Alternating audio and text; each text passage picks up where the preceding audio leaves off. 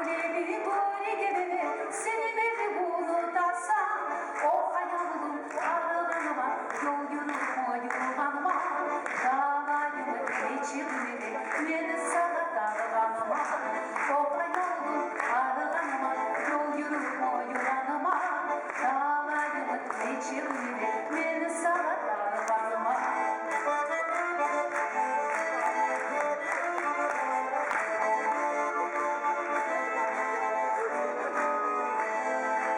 Beni duramadım ağaçlara gelişik o başıma neçede yenegen ayalım beni bu halkı siz yok geride yaşama o ayalım arılanıma yol yürüme yuhanıma ağlayım geçirmeli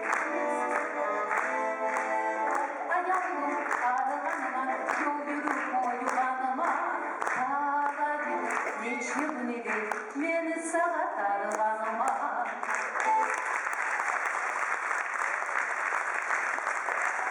Çok sağ ol, Zayda. Bana onlar kızları dalanını ettin. Onlar kızları etişiyor. Her seferinde Zeynep Çağrı'nın aytağın bir şıkrım vardı. Şoğunu yazgan diye. Şoğunu ne etmadın diye. Aytayım. Apsamatova Zeynep. Jıvaçka bolgamızdan turacaktım çaynap.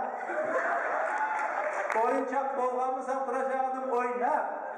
Tek sen yırlaysan yırlar yürekli yayınla Apsamatova Zeynep.